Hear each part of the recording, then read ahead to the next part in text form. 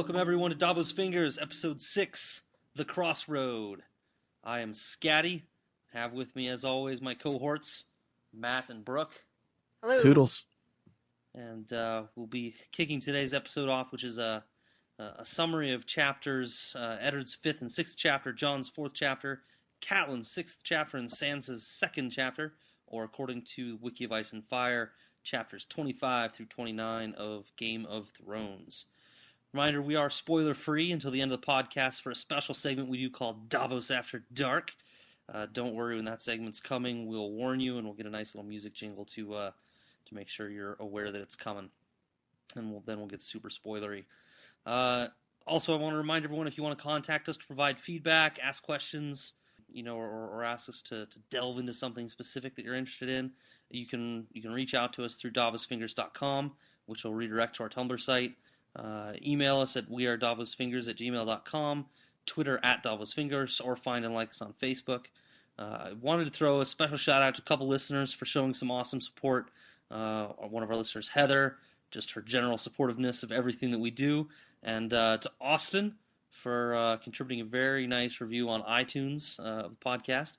And we hope we can continue to bring strong content for you guys and everybody else that's listening out there. So thank you to everyone.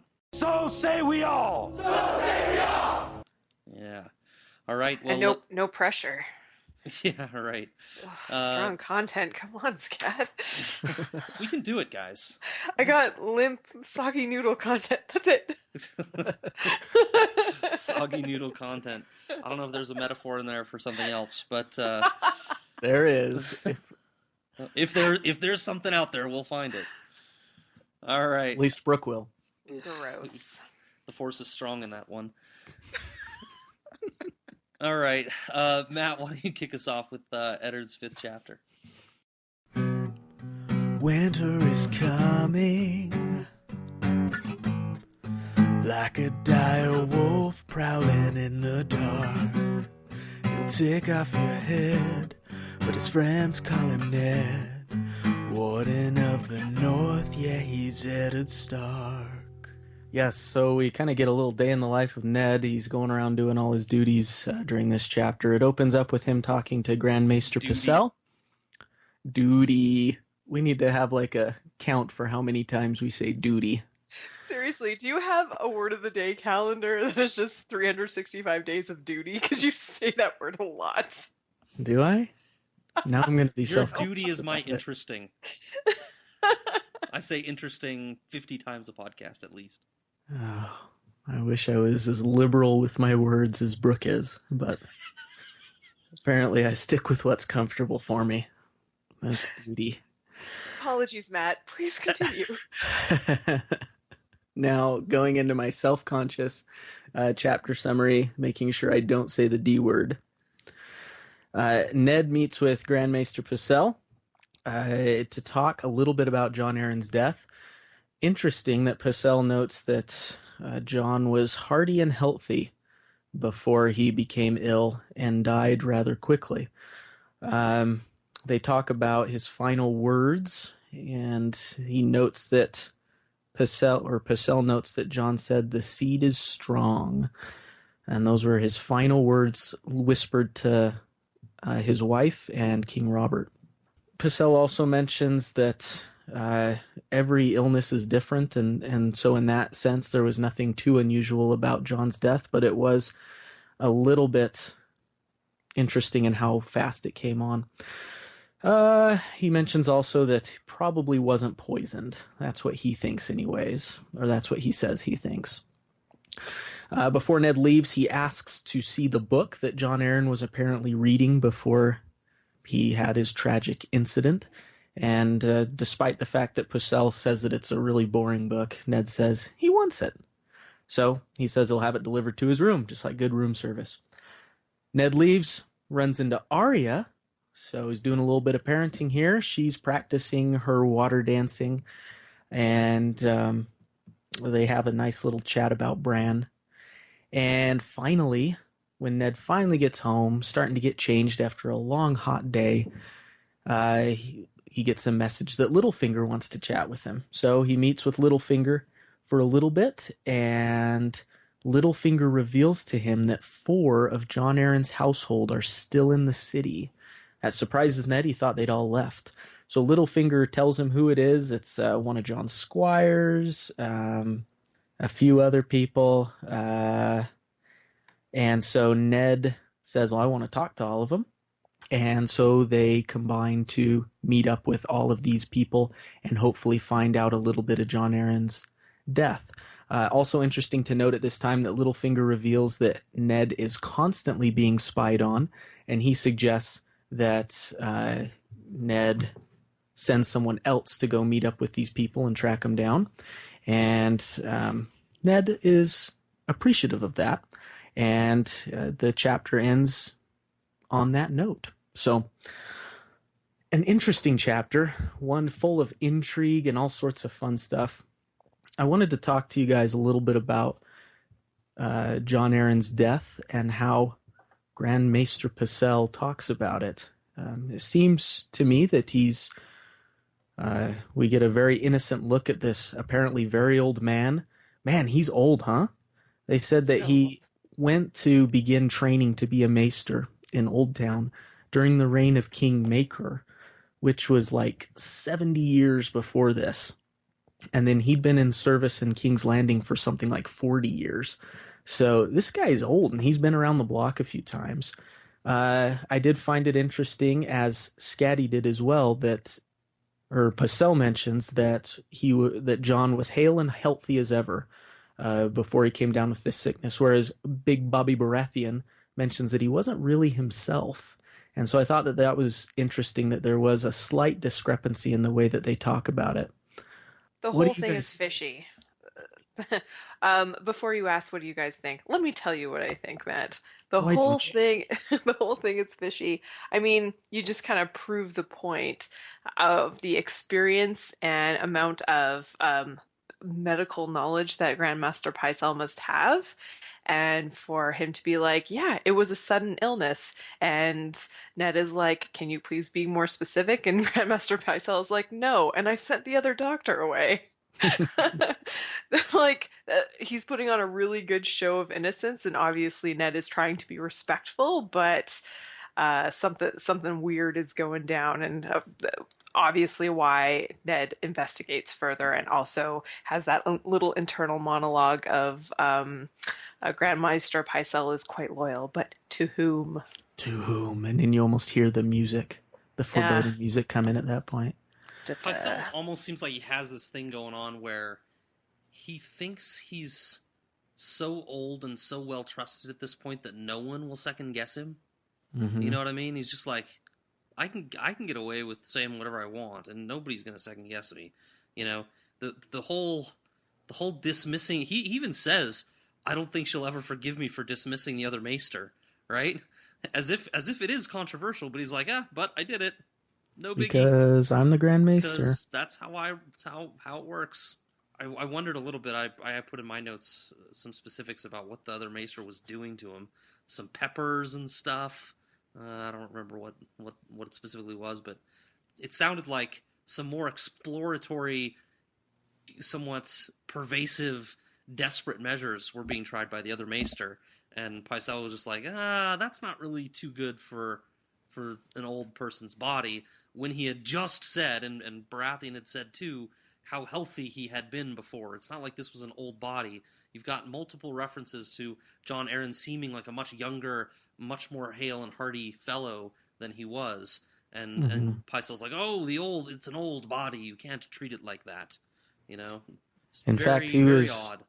We get even a little note in there that he was going to get some new armor made, which, you know, maybe he's obviously going to be in good shape wearing his armor probably. So he's a healthy dude. Well, he was. Yeah, it's very fishy. But it is everything is delivered so calmly, so matter-of-factly. I don't know, Ned's powers of perception are much stronger than mine.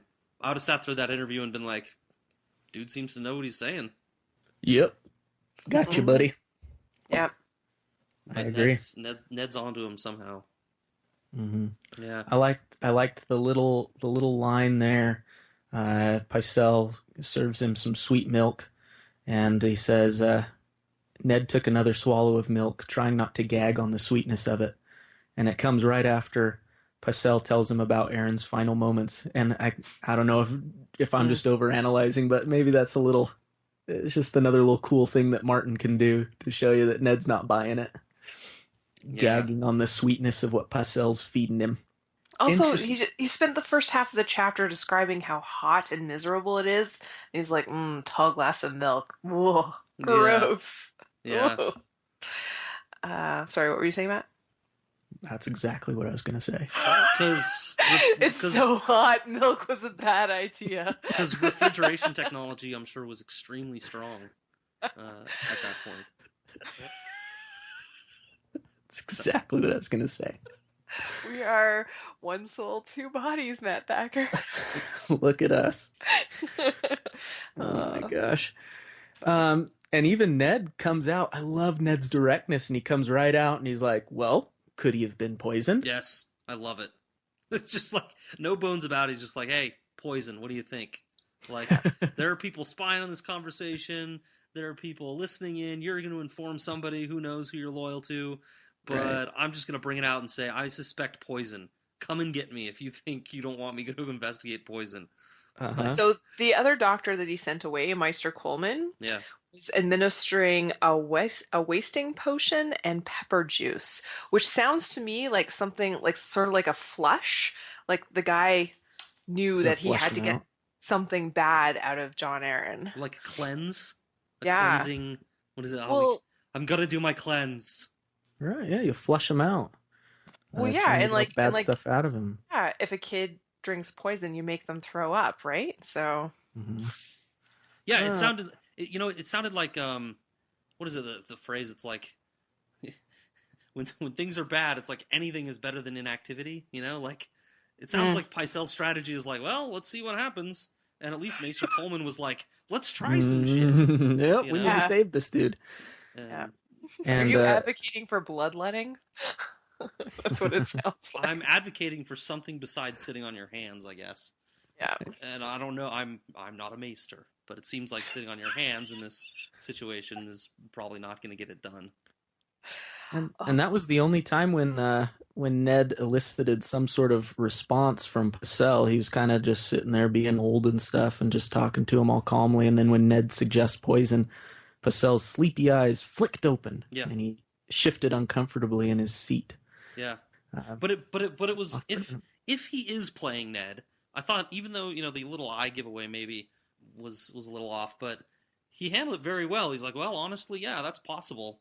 Right. Could be done. They say these are the types of people that would wield it. I'm sure Brooke appreciated that. Women, eunuchs, and what was it? Cowards? Cravens. Yeah. So there we go. Martin equivalating women with eunuchs and cravens. Cravens, yeah. I'm sure. Well, that whole attitude is prevalent in other historical literature, though, that poison is a woman's weapon. Yeah. And so I'm just disappointed that George would let it happen here, too, though he kind of redeems himself by making so many strong women who can use swords, so... George didn't do it. Pycelle said it. Pycelle said it, not George. My character is misogynistic, not me. See? I also feel like there's a lot of eunuch prejudice, and historically, people are not lining up to get their balls cut off, right? Yeah. You're made a eunuch for very specific purposes in past cultures, for slavery, for sex work, for castrato singers, that sort of thing. So I feel like it's unfair to be disgusted and prejudiced against eunuchs for something that they can't help. Absolutely. Hey, same with women, right? And except being a woman isn't an affliction. Well, so it's a whole different ball game, my friend. To Pycelle it is. And when he's talking about the eunuch too, he just totally I don't know what's going on between Pycelle and Varys, but he just throws him under the bus basically. Oh yeah, just like Littlefinger does too, right? Eunuchs, eh? I hate this guy. Yeah. He's a eunuch. Just like, all right, tell us how you really feel there, Faisal. It's tons of fun. Littlefinger does the same thing a little bit later, after they pretended to be all buddy-buddy when they were talking to Catelyn in a previous chapter. So, geez. Yeah. Who likes who here? Backstabby. Yeah. One little thing that I'd like to bring up and just point out, we talk about seasons in Westeros, right? So we're switching topics a little bit here, and I apologize. So we don't follow that 365-day calendar per se. Well, maybe they follow the calendar, but the seasons don't necessarily. So winters and summers could last years in the sense of 365 days. So just wanted to bring that up. As of right now, they say that winter is coming. They've been in the middle of a particularly long summer, if I'm not mistaken. It's been going on, I believe, for most of Bran's life, they said, so 7 or 8 years. And but they have a feeling that summer's ending. I don't know how that feeling comes about. Do they have kind of a fall season or something like that? Well, here's the thing.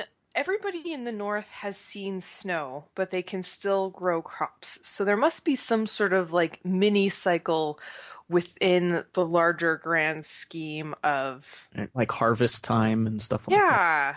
Also, if it's still celestial, like if this Earth that they're on is still revolving around a sun and they're tilted on an axis, like I feel like they have to have some sort of reflection of what we know as seasons. So I'm wondering, if it is celestial, what is causing this big shift? Is it like miniature ice ages?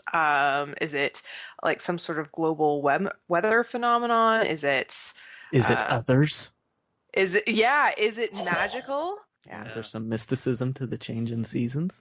Yeah, it is weird. It's a huge part of these books, and yet it's just kind of something that he drops in, like, oh yeah, by the way, summers last a really long time instead of winters, and I don't offer any explanation as to, elementally how it works or why. It's just kind of something you, as a reader, you're just like, here, take this, by the way, and that's how the world is. Just believe it. Winter's coming. We know that. Winter is coming. And they do note that the longer the summer, the longer the winter generally, right? Yeah. So it's been a pretty long summer. Yeah, I feel like they're fairly advanced. Like they should have been able to map up some sort of pattern, but they don't. They don't know. Yeah. Like it's all conjecture. Yep. So weird. Well, that does lead to there's some sort of outside influence directing it. Otherwise, these are scientific people. At least the Maesters are. I'll be honest, I never thought of that. Yeah. All right. Well, there's a lot of stuff we could talk about here, but I think we probably ought to move on. Let's do it. To John's chapter. Brooke, take it away. Well, we're going up north where the winter's cold and the icicles bloom like the bluest rose. We haven't met his mom, but we love his wolf. He's Jon Snow. She loves him so much. I do love Jon. Okay, so this is a Jon growth chapter, and it's also an introduction to one of my personal favorite characters, Samwell Tarly. So we open with an in-depth analysis of how unsuited Samwell, or Sam as his mother calls him, is for the wall. The kid is chubby. He's described as about 20 stones, and I looked that up. Hold on.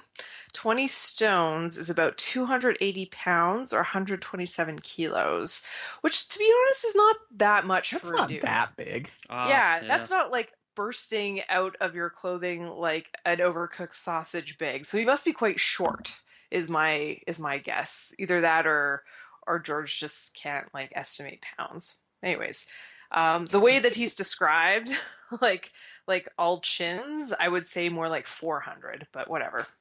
Right. The kid is noticeably big, like it's his defining characteristic.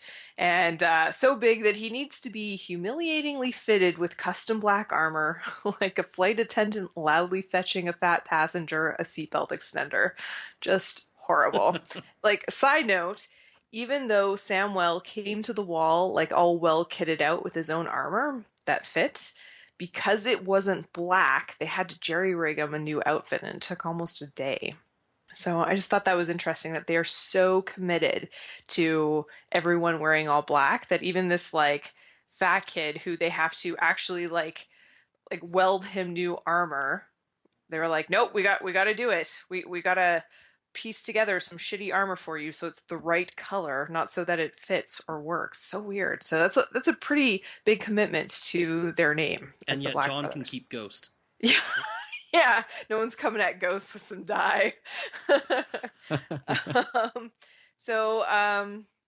Sir Alistair, who, if our audience remembers, is a grade A dickface, sends one of the large and mean Black Brother recruits at Sam in a sparring match on this first day that he actually comes to the wall. And the young man, Halder, makes him bleed and slaps him so hard across the ass with the flat of his sword that Sam's pants split. Just humiliation piled upon humiliation. It's horrible. John ends up coming to Sam's defense, and him, Pip, and Gren, who are his two closest brothers up there, as we were shown through this chapter, stand up to the three other recruits that Alistair orders to beat up John because he defended Sam well. Anyways, Sam thanks them, admits that he didn't help them to fight because he is a craven or coward, and John ends up finding why the next day. Basically, we have another contestant for the Worst Father of the Year awards.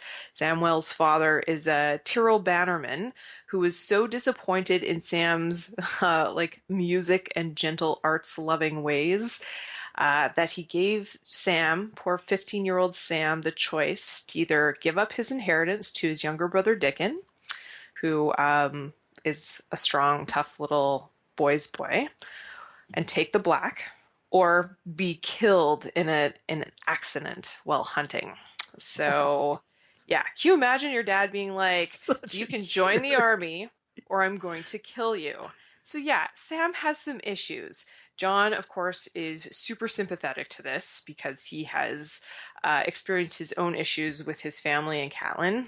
And he rallies the other recruits through various methods to leave Sam alone in the sparring yard, so much to Alistair Thorne's frustration.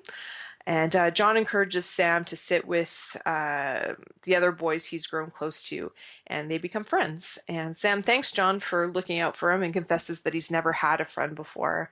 And John tells him that they're not actually friends, that they're brothers. And he has a big weepy realization that he really does belong at the wall, and that while the Stark kids were his father's children, they were never his brothers, and that Castle Black is his life now. Single tear. So great. And that is the chapter. And I'd say you wonder whether Sam's going to find the same thing. You know, he had this awful life growing up, and tried to fit in doing his own thing and staying away from his dad and protected by the bosom of his mother. But you get the feeling that he was never very comfortable there. And can he find a place here where, against the odds, you wouldn't think he'd fit in here, but can he, with a little help from John? Yeah, this all comes down to John. Just hearing the descriptions of the other kids up there, Gren, who is not all that smart, Pip, whose mouth probably gets him into trouble more often than not. If they didn't have that glue of John to keep them all together, it would just be a miserable place to be. So it sounds like, though, they've got a good little crew. Bad News Bears-ish type misfits getting along. Little T-birds. Well... I relate to Sam too quite a bit. I always kind of gravitate toward the toward the smart, physically incapable characters. I remember being a young boy and crying when Piggy got smashed by a rock in Lord of the Flies, and so yeah, I gravitate toward Sam too. And, interesting, because in your notes you said that they are your natural enemies. Because they're fighting me for food resources. Yeah, I'm a fellow chubster, and so I need the food for myself. And so they better be careful. Oh my god. Yeah. Oh, hilarious. Oh, scatty. But I want to talk about John. I mean, this chapter's all about John, and we had a really cool growth chapter with Dany last episode, and I think this is a real growth chapter for John. Brooke, you mentioned it, where he has this kind of self-reflective moment where he realizes this is where he belongs. But throughout the chapter, he's showing some sort of ability to lead this rabble of people, and you can see that growth happening for him, right? Mm-hmm. And very cool to watch. Matt, you talked about in your notes a hockey metaphor. Yeah, I noticed that, and it probably happens in a couple other sports as well, but hockey's the only sport that matters. So it seems like the best leaders that I've seen watching hockey are the ones who are more willing to take a few punches, take a few fists to the face for their teammates. And we see that from John. My favorite hockey player ever his name was Adam Foote. He just retired a couple of years ago. And he wasn't a Wayne Gretzky type player, which is probably why many haven't heard of him.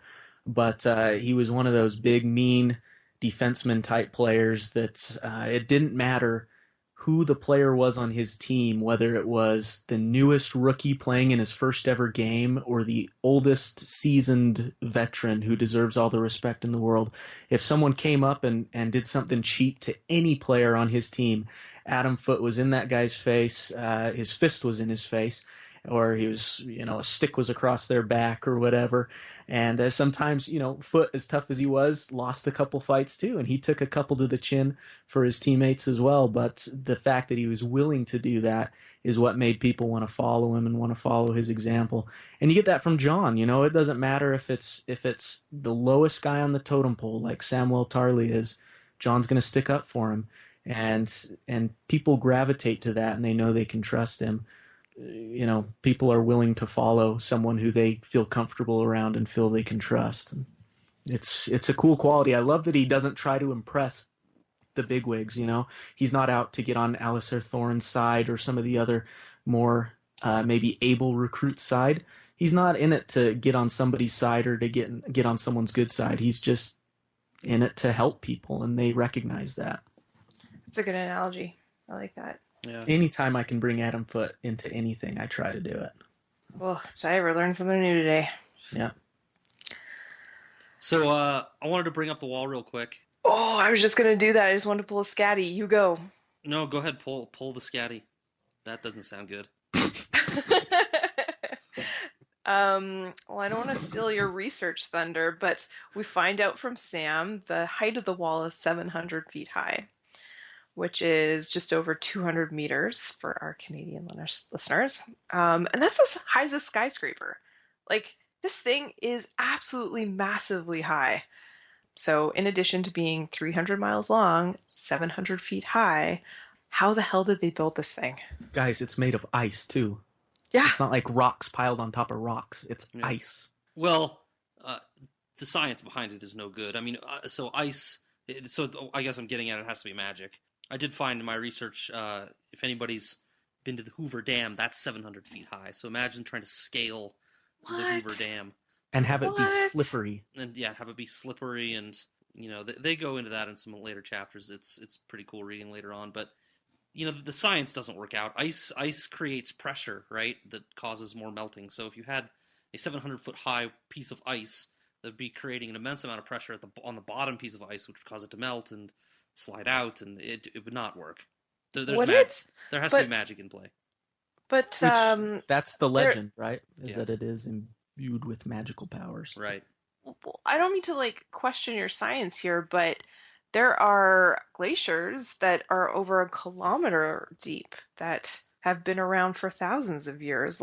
So it is possible. I think keeping it in wall shape is probably the magic. Yes. Is that what you're saying, Scott? Yes. Is a man-made creation of stacking blocks of ice on top of blocks of ice? Those glaciers are extremely wide, and so the weight is displaced. Okay. Right? Something that thin couldn't be 700 feet high. Right. Well, and I'm also wondering how thick it is now. I want all 3 dimensions on this wall, because John's going up there and he's graveling the paths, as in multiple paths, for one of his tasks as a Black Brother recruit. And if the wall was that thin, there would be one path, right? Or at least 2, one in each direction from the point of landing on top of the wall. But he said paths. So is this thing quite wide? Is it like a good platform? I don't know that they say. We know it's, thick enough that a couple people could walk side by side through it at least. Tyrion in a previous chapter said it's wider than the King's Road, which we don't know how wide that is either, but we know there are wagons going across it and stuff. Good memory. Probably both ways. So. Okay. But yeah, I get the impression it's pretty thick. Wow. How do you? So, Brooke, your mind. Goodness gracious. Whatever. It is a I think gem. we share that problem. We share a mind. Oh, we're all sickos. Let's just embrace it.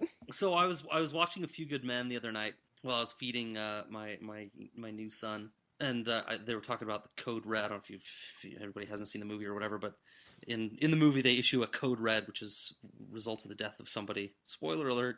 And that's like the whole cause of the whole trial that happens in that movie. But I was reminded of that whole Code Red incident when reading this, with how they attack Rast, the one guy that's like, you know what, I'm gonna go right after Sir Piggy, Samwell Tarly when Alistair Thorne asks me to, and they attack him at night, and they're like, the hell you are, Wolf Ghost grabs his throat and puts the fear of God into him, and basically assaulting him. But that's some remarkable training for Ghost too. To yes, yeah. Keep going. Well, just it pulled into mind also something that one of our listeners commented on last week or two about some parallels between the U.S. military and the Night's Watch. Yes, thank you, Lou. Yeah, Lou, thanks for giving us some parallels on that. And there are a lot of similarities, and I won't go into all of them, but one of the things that I thought about when thinking about that conversation is we didn't talk about the fact that there's way more free thinking in this group than there is allowed in the military, right? Jon is actively sowing discontent, contradicting orders of Alistair Thorne, appealing to others to ignore those orders. There's no way that would fly in the military, right? I haven't been in it. I wouldn't survive a day, probably. But I can't imagine that would fly at all. And I wonder what the real-world punishment would really be like for somebody like Jon trying to pull some shit like that in the real military. Mm-hmm. That's a good point. Even their discipline, who was it Jon was talking to that you just said, you just sleep wherever you want. You just find a spot. Yeah. Yeah, I wonder if they had stricter authority, if the people, the Black brothers who had been assigned to lead the various areas had more discipline. Yeah. If that would just cascade down like it does in the army. Yeah. But they don't. Yeah. Everyone's just like, let's just get through this, guys. Well, and people, I can't remember, maybe we talked about this in the last episode, but the discipline, maybe when the threat goes away, the less discipline is required, right? And so over the years, they've just become less disciplined, right? And that's fostered some sense of, challenging orders and doing things your own way because the discipline isn't required because the enemy isn't real right now. Yeah, just getting through it, like Brooke said. Yeah. All right, we probably ought to move on. Welcome, Samuel Chubster Tarly. We'll enjoy having you around. Time to go to Eddard's second chapter here. It's actually Eddard's sixth chapter, second of today's episode. Matt, you want to go ahead and dive in? Winter is coming, like a dire wolf prowling in the dark. He'll take off your head, but his friends call him Ned, Warden of the North. Yeah, he's Eddard Stark. Yeah, how about us already getting back to Eddard? You turn the page and you see it's already a new Eddard chapter. You get a little excited. Yeah. Until you find out he's in another small council meeting. Poor Ned having to sit through these things. I thought it was hilarious when Janos Slint, the City Watch commander, who I guess is kind of the police force of King's Landing, he's the chief of it, is complaining that he needs more men and stuff like that. And Ned says, that's cool, yeah, we'll hire 50 new guys and Littlefinger will make sure it gets paid for. And Littlefinger, after all that talk about finding money to pay for the tourney, he throws a little fit for hiring new people. And Ned's like, no, so if you can find 40,000 gold dragons for this tournament, you can find a few to hire some people from King's Landing to protect King's Landing. I just thought that was funny that Ned kind of threw that flippancy back in Littlefinger's face there. But Ned's still complaining about the tournament. He especially hates that it's being held in his honor and it's being called the Hands Tourney. But Robert wants it, so Robert is getting it. And they go in and give some excuses as to why a tournament is good for the realm and all this crap like that. But Ned finally gets out of the council and he gets to go back up to the Tower of the Hand where he lives. And he's talking to Jory. Jory was the trusted man in Ned's service who he sends out to go talk to those 4 remaining people of Jon Arryn's household. And Jory, ever faithful, had gone and done that. But he wasn't too successful and didn't figure out a whole lot. And we talk about that for a little bit. But anyways, they say that we get kind of a funny moment when they talk about going to visit brothels because there was word that Jon and Stannis Baratheon, Robert's little brother, had been out visiting brothels, which is the last place where you'd expect either of those two to be. And when Ned tells Jory, you better start visiting brothels, Jory calls it hard duty, which indeed it would be. That's a twofer. Yeah. Exactly right. Oh, man. Double entendre. I don't know what you guys are talking about. Moving on. Ned finds his way to an armorer where he finds out Jon Arryn had gone to commission some new armor for himself. And there he meets an apprentice boy named Gendry. Now, it's important to notice that Gendry is a fantastic little blacksmith despite his young age. And also important to note that he had thick black hair. Ned talks to Gendry a little bit, and they find out that Jon had talked to this Gendry as well, asking him about his mother and how he was treated and everything. And but he doesn't find out a whole lot. So Ned leaves. He decides that Gendry, he tells actually the armorer that if Gendry needs a place and wants to wield a sword instead of forge one, send him on to Eddard, and he'll get him a job. And so we get kind of a interesting ending to the chapter where we get into Ned's head, and he says something along the lines of he doesn't understand what Jon Arryn wanted with a king's bastard. Implying that Gendry is a bastard child of someone we know. Nothing gets past Ned. Nope, nothing at all. But so maybe that's a good starting point. What is the importance of that?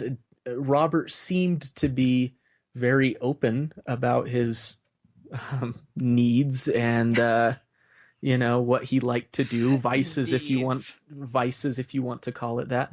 As I said needs, I was doing the quotation marks in my hand with my hands. Thanks for clarifying. Yeah. In no way am I insinuating something else.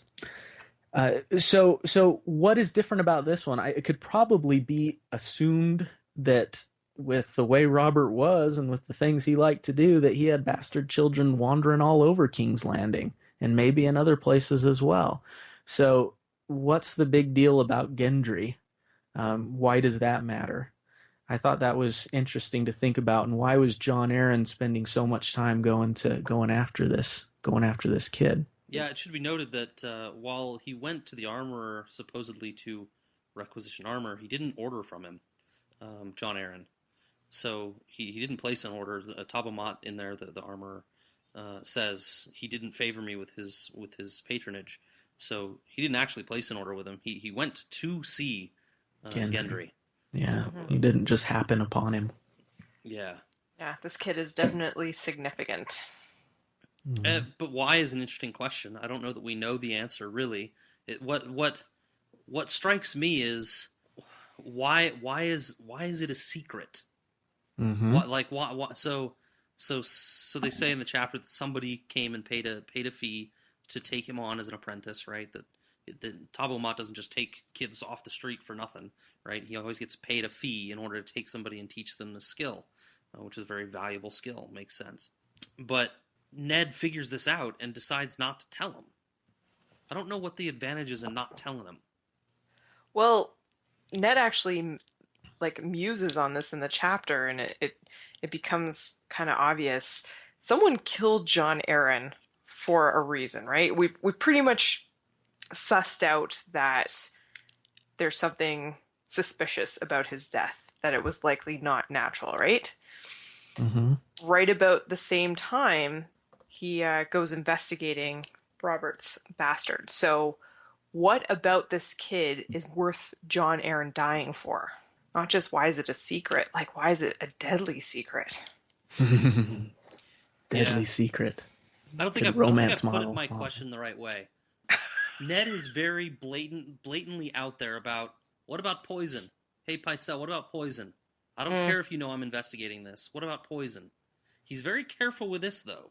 He's not like, hey, found this guy. I know, right? Yeah, is there more, bastard etiquette that we don't know about yet? Maybe, I don't know. Is that why he's being so careful? Because we've certainly discovered that there is a lot of nuances to the whole bastard, how you handle that. Yeah. Mm-hmm. And another interesting wrinkle in this is Stannis Baratheon. Yeah. Right? He is portrayed, we haven't met him yet, but he's portrayed as this super strict by the book guy. He's going to hang around and do what he's supposed to do. And he he's just this ever, oh my gosh, I'm going to say it, dutiful guy. But as soon as Jon Arryn dies, Stannis books it out of King's Landing without really telling anybody, and he goes back to his castle on Dragonstone, so to safety. That's kind of interesting, huh? For a guy who's so by the book and everything, he just books it out of there, doesn't really tell anybody, doesn't say when he's going to be back or anything. He's just gone. And we don't know what he thinks of... Yeah, it is interesting.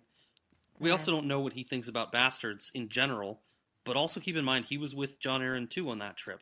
And he looked his bastard nephew in the eye. Yep. And didn't do anything about it. We don't know much about what he thinks, but we do know that at one point he wanted to shut down all the brothels in King's Landing. It's probably a pretty straight-laced guy who does not approve of indiscretions resulting in bastard children. Yeah. But I'm going to take 30 seconds here for a rant. I mentioned this in my notes. I don't mind that George introduces us to a ridiculous array of characters from chapter to chapter. But what infuriates me is when we get all of this information about a character we haven't met, very important plot-specific information, and all we can do is it's just annoying to keep in the back of my mind and have to track all of these details about a character that hasn't even been introduced to us formally yet. See, and I like it. I think it's awesome, Brooke. Yeah. Really? Why? Why do you think it's awesome? It's because he's playing work. with me like a little mouse in a kitten's paws, right? He's just playing with me. This is adds to the mystery because no, it's not cheap. It's totally cheap. It's cheap mystery tricks. It's like a bad Agatha Christie novel. The murderer was someone we never even met. It's brutal. I don't think Agatha Christie ever wrote a bad novel. I think she had ghostwriters. Anyways. I think it's cool because it's this added element of you don't know if Stannis is booking it because he's scared that something's going to happen to him, or is he booking it because he did it and he's trying to get away. We don't know. I think it's awesome. Yeah, I'm glad you guys are enjoying this. Just side note, I have something to say about this in Davos After Dark. Fine. Okay. And another thing we might get to more in Davos After Dark, but the whole it's just a little paragraph where I don't even know the purpose. Renly pulls Ned aside at the council meeting and is like, hey, look at this picture of Marjorie. Doesn't she look like Lyanna? Mm-hmm. And you're like, and Ned, the reason for the paragraph is Ned kind of evaluating what type of guy Renly is and what type of relationship he might have with him. but it doesn't. The passage just seems throwaway. Like I don't understand the point. I can't figure out what it's about. Do you guys have thoughts on it? Not that I could share here. Davos After Dark for that one? Davos After Dark. Right. In the meantime, as a first-time reader, it's certainly like it kind of jolts you out of that small council setting, or I can't remember when Ned is thinking about it, but it's off-topic enough and weird enough that we should be remembering that. Yeah. Yeah. I will also note there's a little thing in here going back to the Pycelle discussion and some of the misinformation about was Jon Arryn strong or was he weak or what. The stories that they're getting from the other kind of household members in this chapter indicate that Jon was strong. So it's more evidence backing up what Triple B was saying, that he was a strong, capable, able guy, and then all of a sudden not. So more stories backing that up in this chapter, as if we needed more evidence of it. Mm-hmm. Should we move on? Yep. I'm ready. Move on to Catelyn's chapter, which I'll be walking us through. Words will cut you like Valyrian steel through a hand. She can't love Jon Snow, and she's sure to let you know where she stands.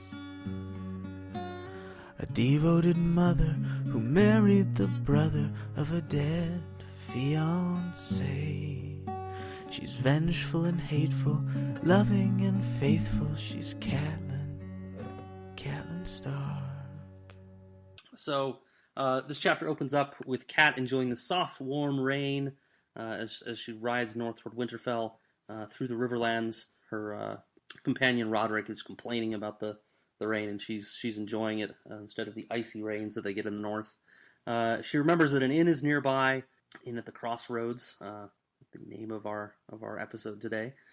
And she and Roderick debate whether it's safe or not to stay there. And Catelyn has all sorts of memories of this place from staying there before, and they're obviously in her father's kind of country of the Riverlands. So there's some risk of her being recognized. But just as they're discussing this, they pass a Tully banner, a Tully bannerman, who doesn't recognize her. The Mallisters ride right by and give her a nod and don't recognize her at all. So they're like, oh, well, that guy didn't recognize you, and he was at your damn wedding, so why don't we just stay at the inn? So they go and they get the last two rooms at the inn at the Crossroad, and they change and get ready for dinner. And as they're getting ready for dinner, Catelyn muses about going home to Riverrun, talking to her father and getting advice, warning him of what might be coming. She also considers maybe running off to the Vale to see Lysa and getting more information, perhaps, that she wasn't able to send via, her note about Jon's death, maybe being able to solve this mystery.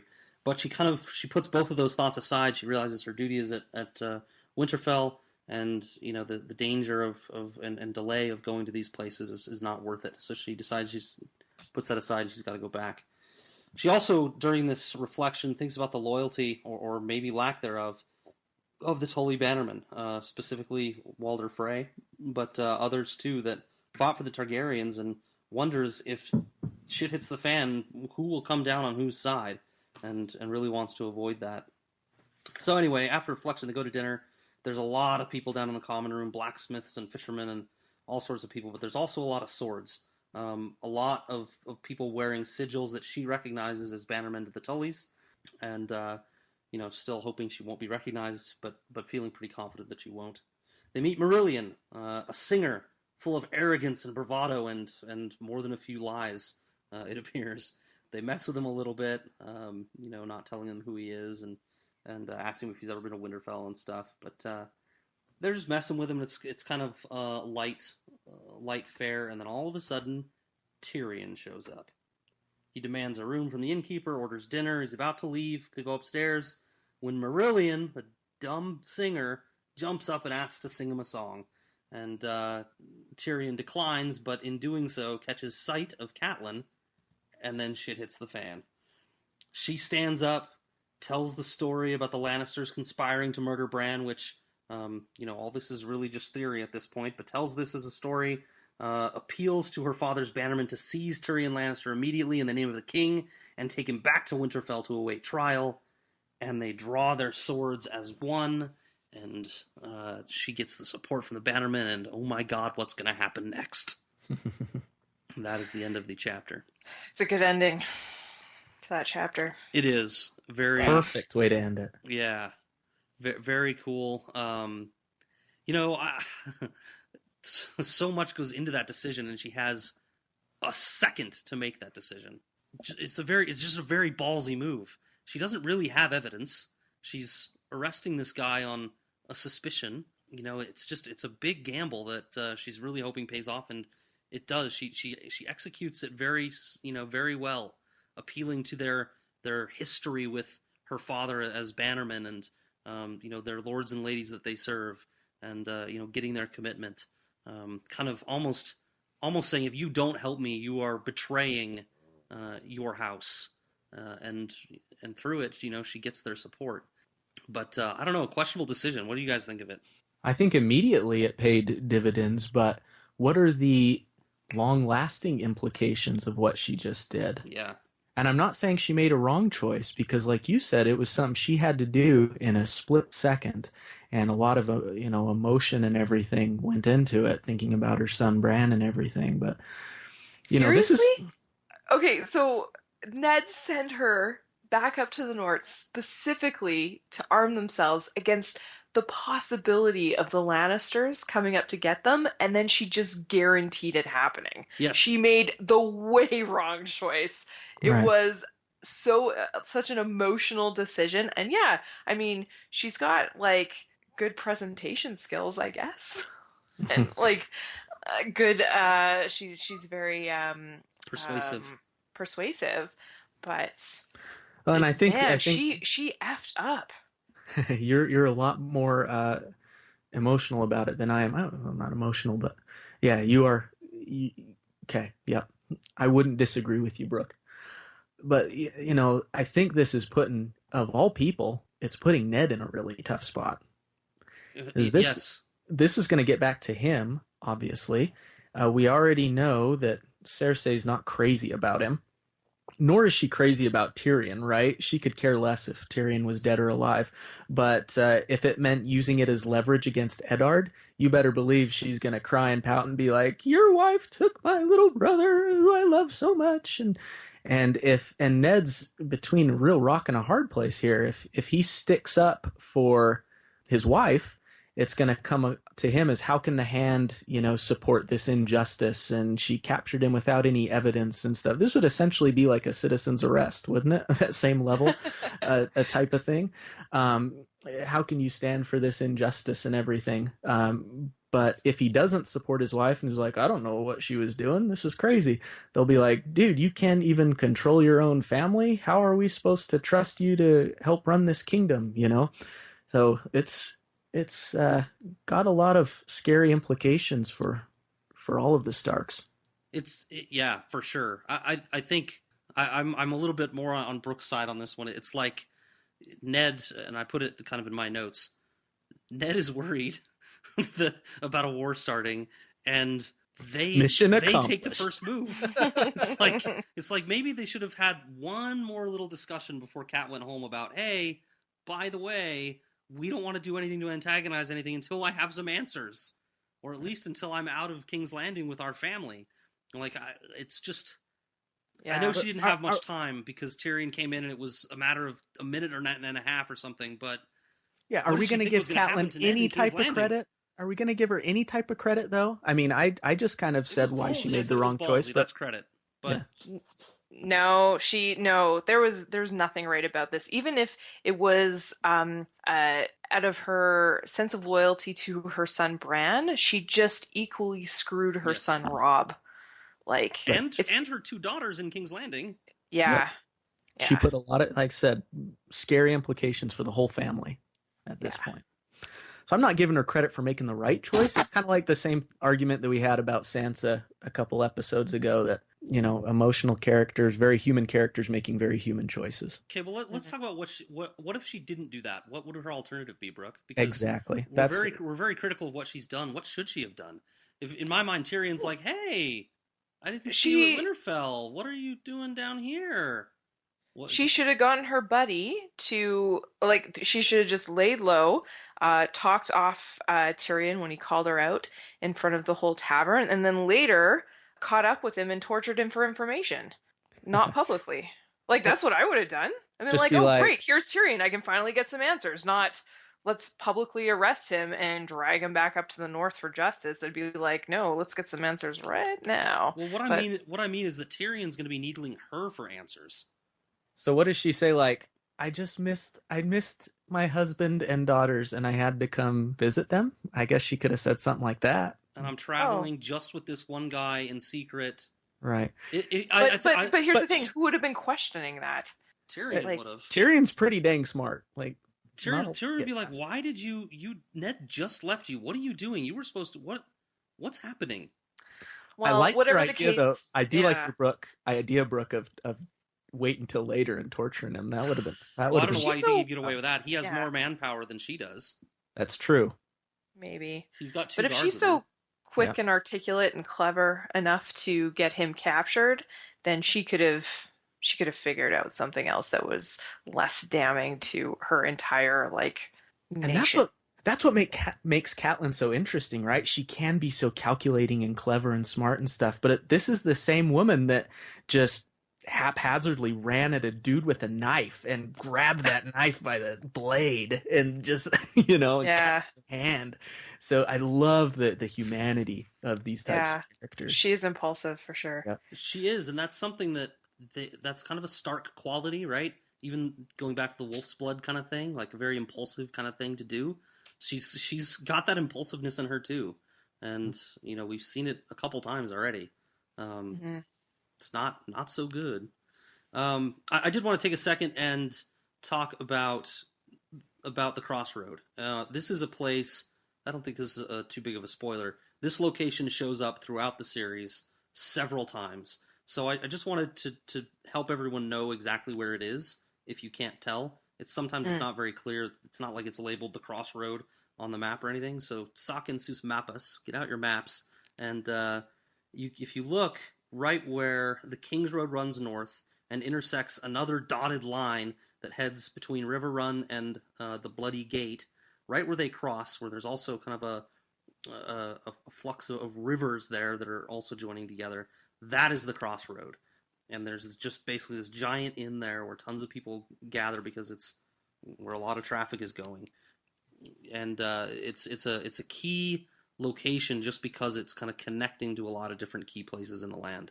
So find that place on your maps. It's noted as a key point in the books. And how symbolic of Cat to find herself at this literal crossroads for her. She goes left, she's at River Run, which is where her father is. She goes right, she's going to the Eyrie where her sister is. North is home where her children are. So she literally has choices. Her decision-making has put her whole family at a crossroads now as well. Right? Mm-hmm. So it's... we will definitely be including a soundbite from Bone Thugs and Harmony's The Crossroads. Yes!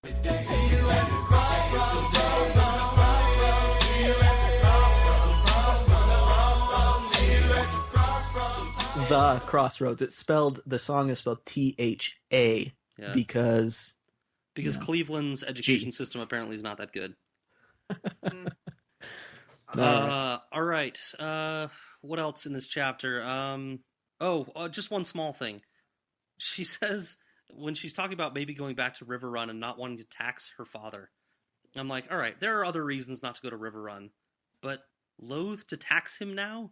It's like you don't have a whole lot of choice. Now is when you have the information that might be important. If you don't tax him now, he might pay a much heavier tax later. So I thought it was an interesting reason not to want to go there. It sounds like the excuses I use not to hang out with my parents. Don't want to be an inconvenience? Yep. Well, maybe. I hope you never use that excuse with us, Brooke. Yeah. Because you're never an inconvenience. Oh. All right, let's unless you guys have anything else from this chapter, let's go ahead and move on to Sansa. Yeah, there's a lot we could talk about, but There is. time is of the essence. Let's talk Sansa.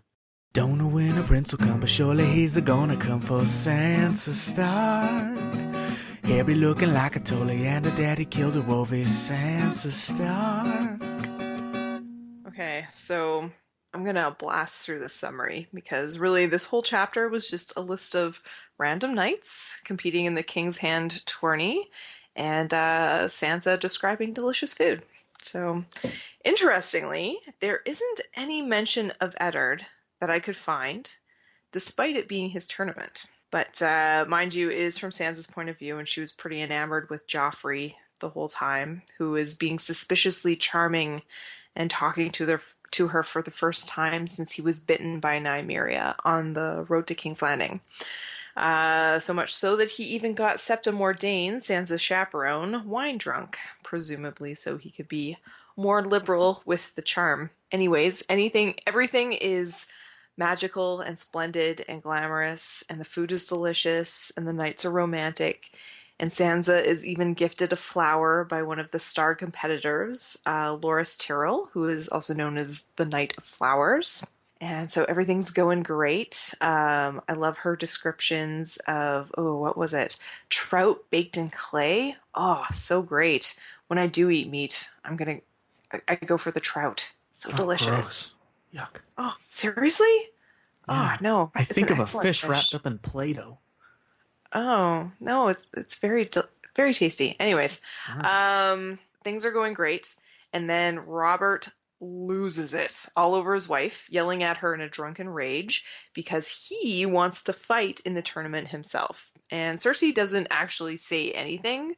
She, in fact, storms off silently, but that pretty much brings the whole dinner party to a halt. Septa Mordain is passed out, so Joffrey offers Sansa an escort back to the castle, and she expects him to walk her back, but he's obviously been shaken by his father's outburst, and he sends her back with his bodyguard, the Hound, or Sandor Clegane. So Sansa is both deeply disappointed and extremely frightened by this, especially since the Hound is visibly drunk. So this is just a real safe situation going on here. Anyways, she's still a lady, and she tries to make nice conversation, and she even calls him sir, like a knight. But the Hound makes sure that she knows that he never took the knight vows, and also that being a knight doesn't guarantee chivalry, i.e. like his brother, Gregor.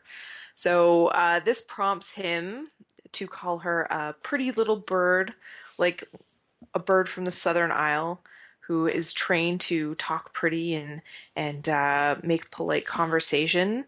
And he ends up grabbing her jaw and making her take a good look at the scars on the side of his face.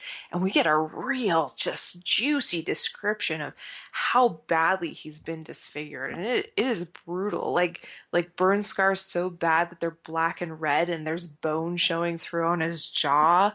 And just horrible. And he ends up confessing to her how he actually got the scar. And he says that a lot of people think it might have come from a raid or some sort of fight, or perhaps even dragon fire, but no, it was his brother, Gregor, the mountain who rides.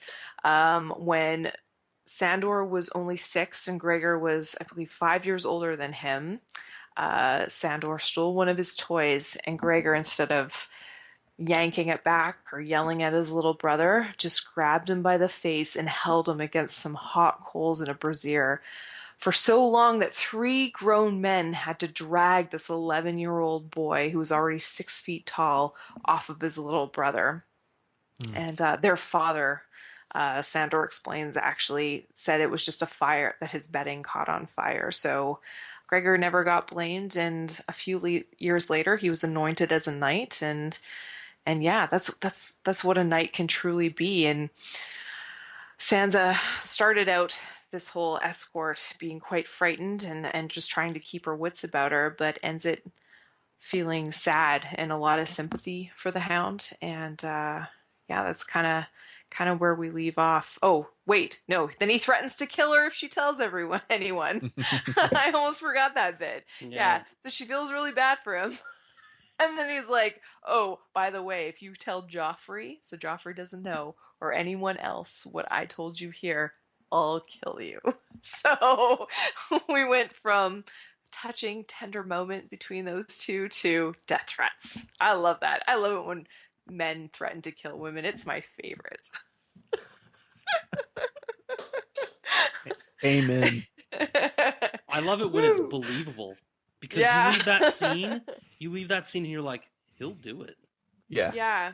So one of, like, I guess not a theory, but one of the overriding wishes of a lot of readers is that Sansa and the Hound actually, have some sort of Beauty and the Beast type romantic relationship. But I think this seals it that will never happen. I mean, he is pretty crazy. And she has a lot more opportunities out there than a grizzled old non-knight. So yeah, I've seen that hope posted around, and it's an interesting one, but it's not the one I hope for. The Beauty and the Beast thing is so overdone. But it is appealing, though. It is it's a very romantic idea. Both of these characters have redeeming qualities, and to find each other and have them bring those qualities out in each other it's a very appealing idea. But I'd like George to flip it on its ear and have it be some sort of more tragic relationship. Sansa dies saving the Hound or something a little bit more tragic than a happily ever after. But we'll see. It's definitely something a lot of people hope for, and it is intriguing. It's one of the more intriguing pseudo-romantic things going on in this book. Definitely. Ooh, another intriguing pseudo-romance that I forgot to mention is that while she's watching the tournament, she has her first interaction with Littlefinger, who we know grew up with her mother, Catelyn, and was also very much in love with Catelyn. And surprising to me that Littlefinger and Sansa haven't actually run into each other yet, like in the castle. Like, he hasn't gone out of his way to check her out. But apparently this is the first time he's seen her. Notes that she has the look of the Tullys in her mother's hair, and touches the side of her face, and then ghosts off like the weird creepy pedophile he is. So creepy. Creeper's gonna creep. I think Jouster's gonna joust and Creeper's gonna creep. I think he has seen her around, and I think he waited for this opportunity to catch her off guard. Ned's not around. Creepy. Get this girl a rape whistle. Yeah. Good call. Holy cow. Yeah. Creepo. I want to say too about the jousting.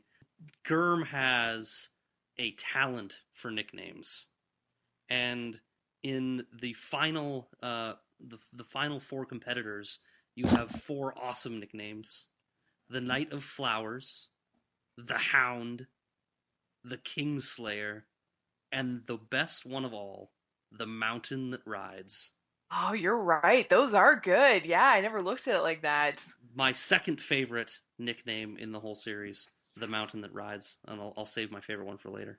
How intriguing! But the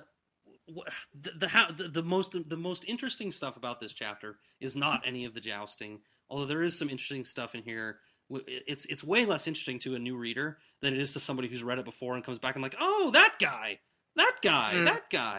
Because you know them later. So many of these names show up later, but to a new reader, it's just like, oh, random name number 28. He went down in a battle against random name number 22. Most of these names mean something to us that have gone through the series. So interesting to come back and read this chapter later, maybe. But the most interesting stuff about this chapter is the interactions with the Hound and the stuff that happens at the dinner. I want to know why did the Hound tell Sansa this stuff? Exactly. Can he be trusted to be telling her that everything that he's telling her is true? Does he have any ulterior motives or not? Oh no, the first indication is that he's just drunk and he was, wouldn't matter who he was walking home, he was just gonna blab. But been there. He was lucid. Yeah, but he was lucid enough at the end of the night to realize I told her this stuff. Shut up, So he obviously, it seems like he wasn't as drunk as we might have thought he was. Mm. So what?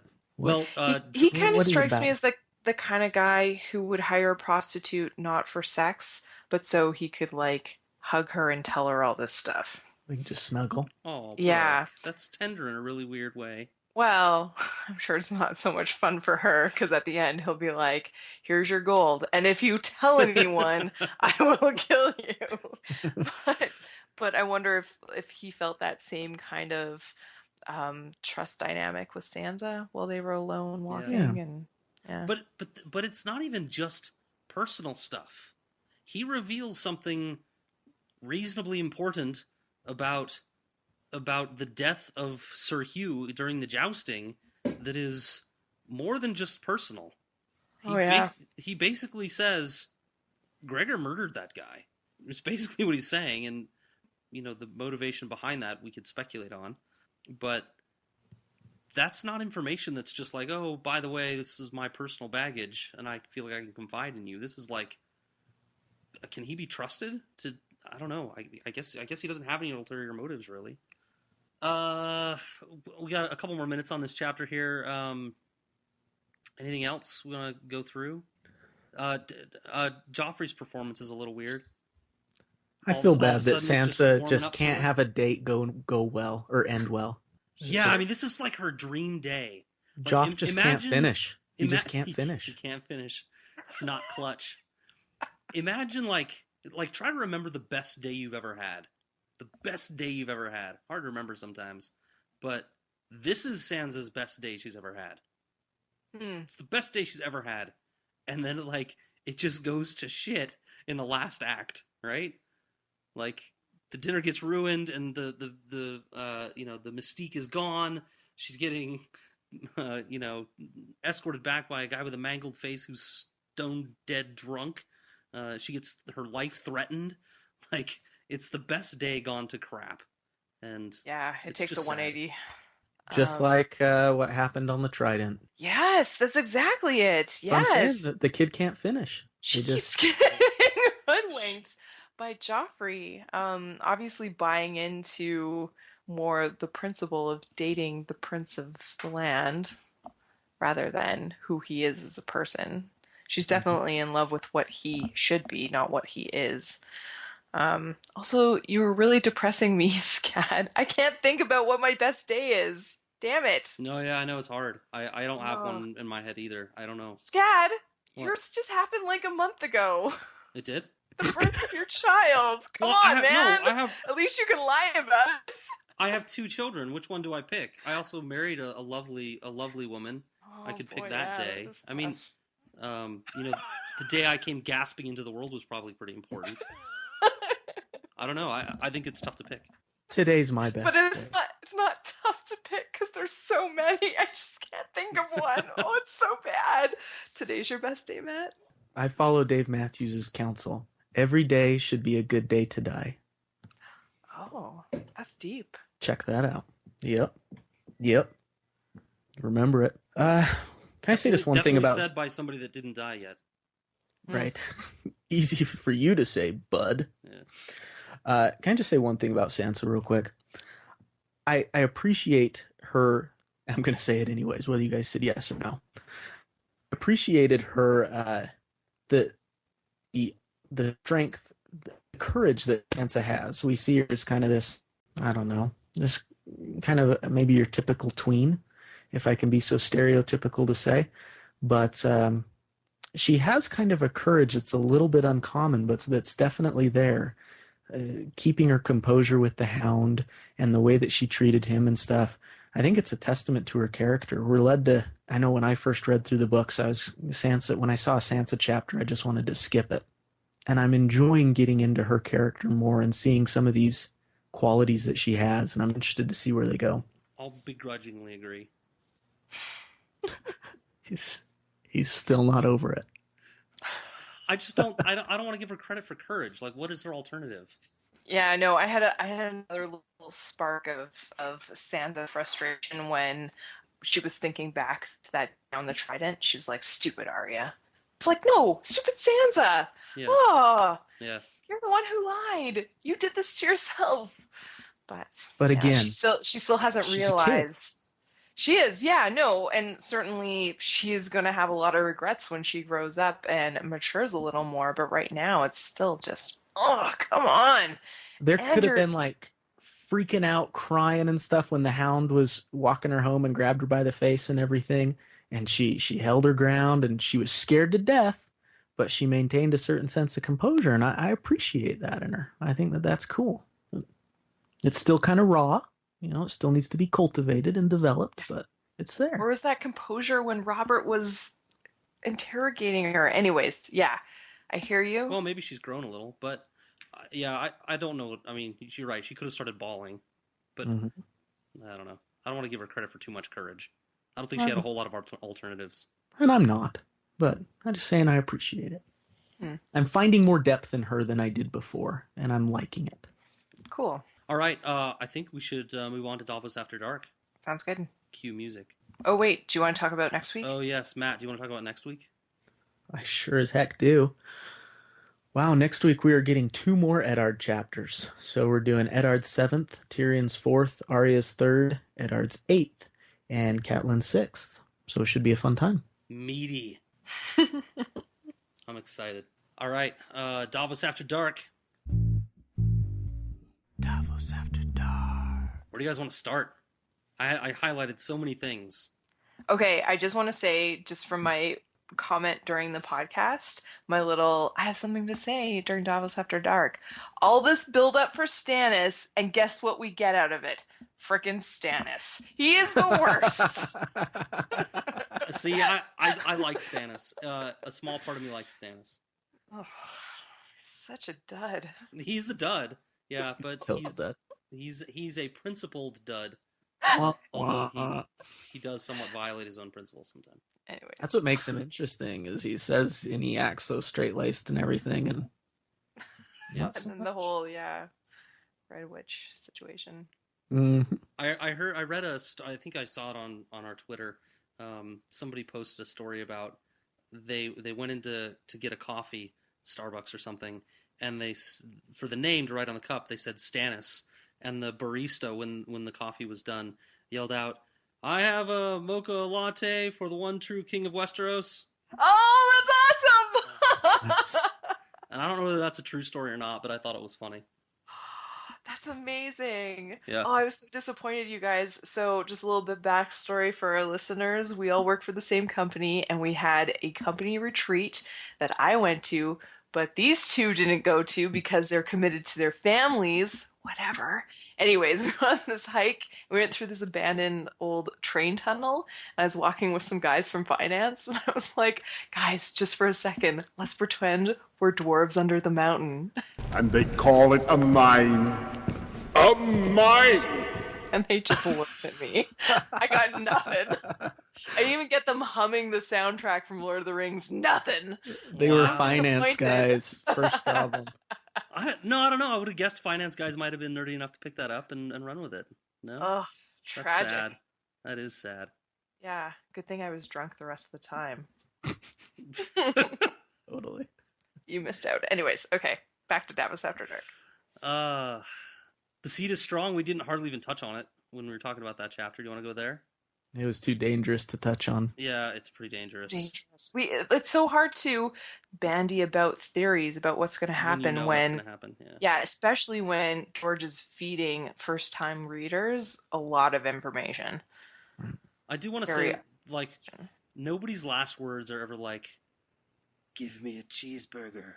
You know, like Yoda's. Yoda's is this big meaningful thing.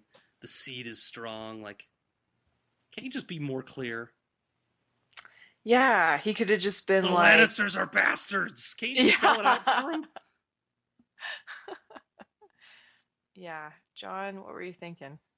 I think he didn't trust whoever was there. So he was trusting whether it was his wife or Robert. And we find out later that for good reason he's not trusting his wife. Yep. She killed him. Yep. Yeah. but if neither there's of one those person two that should are know that smart his- enough to figure it out. Yeah. I don't know. I mentioned this in my notes, but it came as a surprise to me through this read through. I've forgotten how close Stannis and Jon were Right. during this whole investigation, and that's like a big component to the overall conspiracy of the Lannisters taking over the throne. Like, they both are dead convinced that Joffrey and the rest of the progeny are not legitimate heirs. Yeah. And so much so that, yeah, Jon dies. And lending to the mystery, Jon and Stannis actually aren't close as people. They've been brought close because Yeah. they have this common feeling, right? Yeah. So pretty serious. Yeah.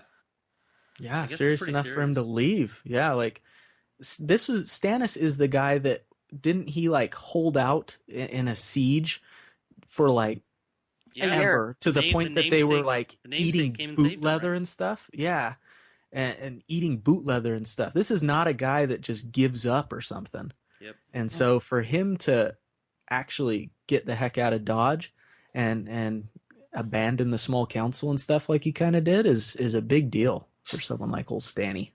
Mm-hmm. Can we go to the damn locket? What's up with that? I don't know, but somebody said something during the main part of the show that indicated they had something to share here.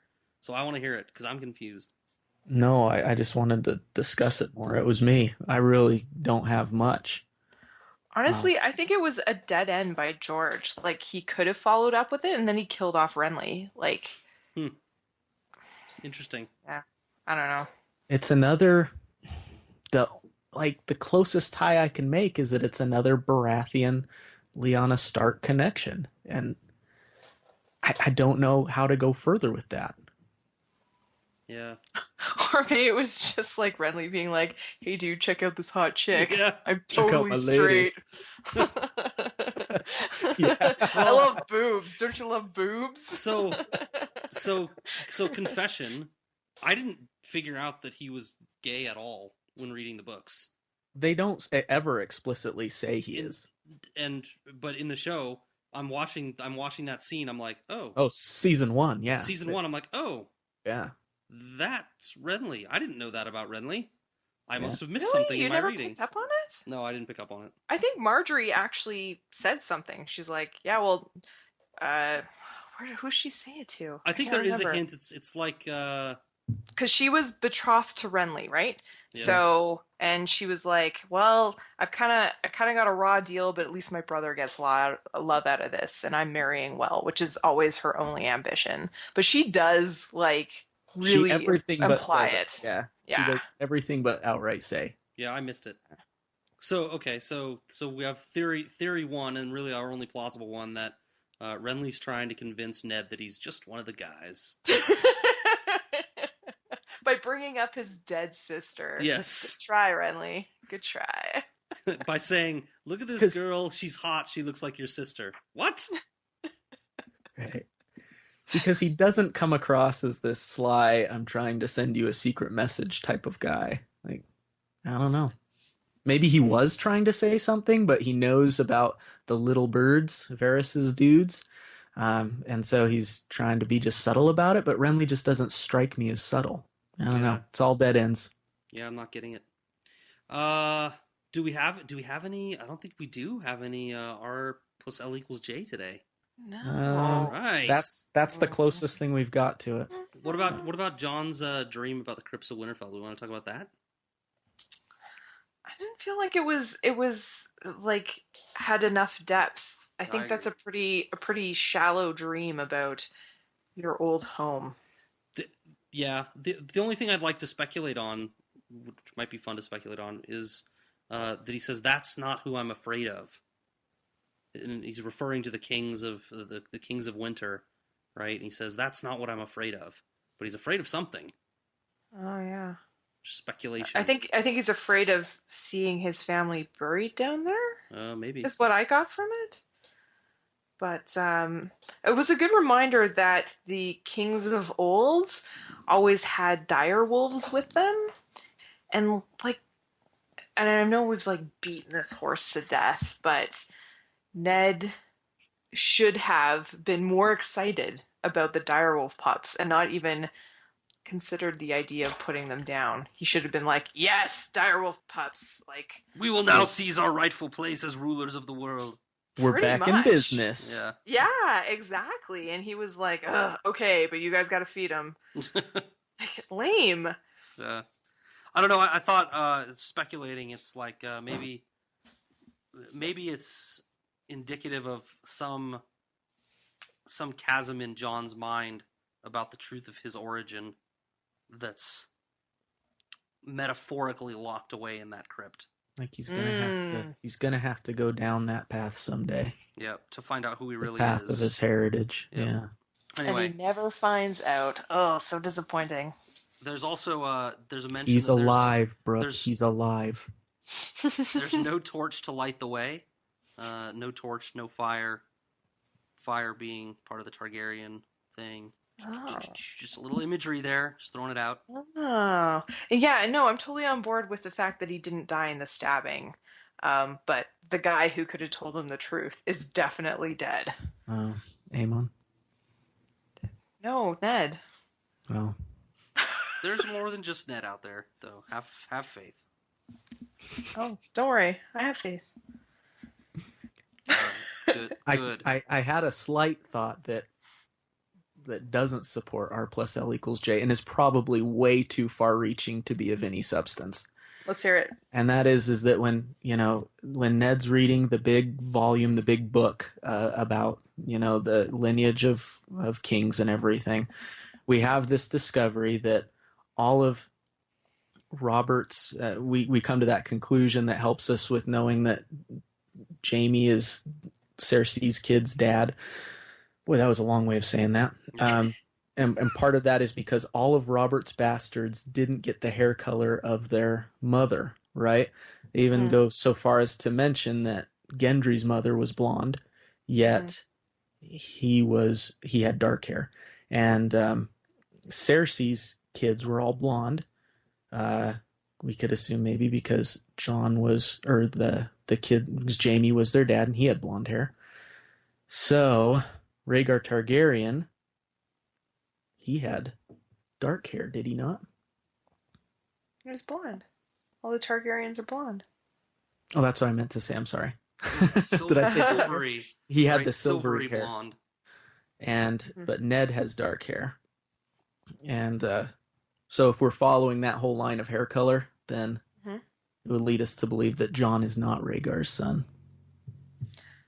Oh, but I don't think it's a matter of getting it from your father. I think it's just the dominant dark hair color gene, yeah? And then Lyanna had dark hair, so... Well, and the Targaryens always marry each other to keep that pure.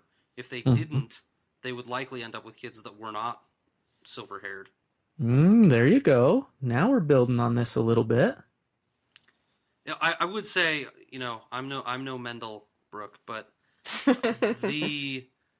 I think the genetics put forth in these books is a little suspect.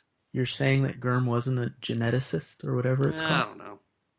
Look, he's got a world that doesn't follow, heavenly cycles, right? So I don't. Who knows? So you can do it. They're following different genetic rules too. I don't know. Yeah, we're reaching there. Yeah, or I'm reaching there. Yeah.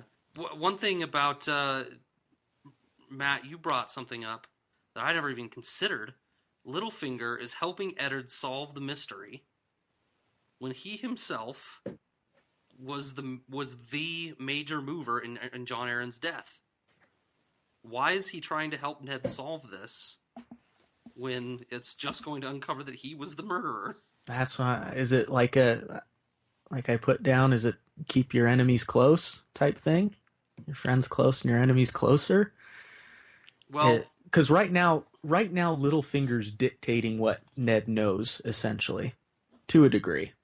And so if he can maybe his thought pattern is, if I can keep controlling what Ned knows, I can lead him along a little bit, but then I can steer him off when I need to. I don't know. Maybe he figures that the more control he has over what Ned knows, the better position he's in. My only thought was similar, that he wants Ned to find out enough so that he suspects the issues of the bastardy and causes a shitstorm in King's Landing about Sows legitimacy of the discord. heirs. Yep. Sows discord, Right. which is what he thrives on. Right. And that he suspects that he'll never get all the way to seeing that it was Littlefinger that was the cause. Right. That was my only thought on it. I think that's a pretty valid thought. Also, Brooke, you very, very cleverly in your summary noted that Cersei doesn't say anything to Triple B during the shitstorm at the feast. She's like, yeah, that would be great if you fought. That would really help me out. Yes, exactly. She wants him to dig his own grave. She's dying for him to fight. She for sure said to him, "I forbid you to do it," so that he Which would means put he's his going armor to on do immediately. it. Yeah. He's like, my work here is finished. See you later. Yeah. That was good. I'd find it interesting that Jaime didn't go after her. He tried to, I guess, console the king or calm him down. It is interesting. But I guess he has to keep up some sort of ruse of him actually being Kingsguard. Yeah, Is it a ruse? He is Kingsguard. Yeah, he is. But I don't think he cares about Robert. No. No, he did it because he was expected to do it, I think. It's uber patient too, huh? It's thrown around, called Kingslayer, just takes it. I just want to point out that Triple B could totally take Jaime. Yes, I don't if know. he had his warhammer, no man could best him. I don't know. Not these days, for sure. Maybe a few years ago, but Yeah. maybe in his prime. Well, I think, have we beaten Davos After Dark to death? I think so. That was fun, though.